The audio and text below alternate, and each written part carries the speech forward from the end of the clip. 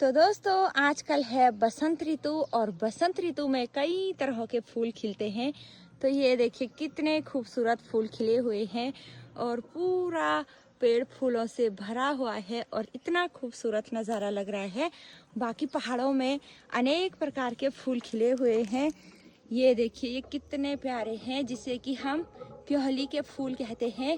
कुछ इस तरह के देखिए पूरे खेतों में आजकल फूल ही फूल दिखाई दे रहे हैं। ये देखिए खेत में देखिए कितने ज़्यादा प्योली के फूल हो रखे हैं। बाकी यहाँ पे है सिल्फाती के फूल, ये देखिए कुछ इस तरह के।